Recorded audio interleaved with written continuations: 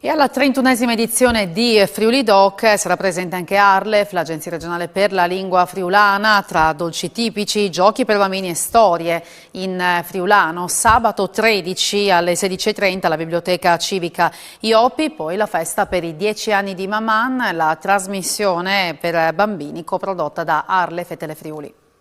Manca poco all'inizio di Friuli Doc e anche quest'anno Arlef sarà presente con diverse iniziative. Sì, diverse iniziative che coinvolgono soprattutto i più giovani e soprattutto fanno conoscere alle nuove generazioni quello che è l'importanza del Friuli, l'importanza della nostra identità, l'importanza linguistica. Una regione che, come sappiamo, conta 4 lingue che vengono usate ogni giorno contemporaneamente. Questo ci fa un grande onore e soprattutto il fatto che ci sia il friulano. Abbiamo diversi appuntamenti, uno più generale, generico, che può essere per una conoscenza chiaramente diffusa all'interno degli stand di Friuli Doc, ma soprattutto abbiamo 2 momenti in specifico. Il primo è quello legato alla cucina friulana con un intrattenimento che è stato organizzato dai ragazzi di Upaltubo, mentre il secondo è il compleanno di Maman. È un evento eccezionale, 10 anni di Maman, questa grande trasmissione di Telefriuli che ha portato nel cuore e nell'anima dei nostri bambini la lingua friulana.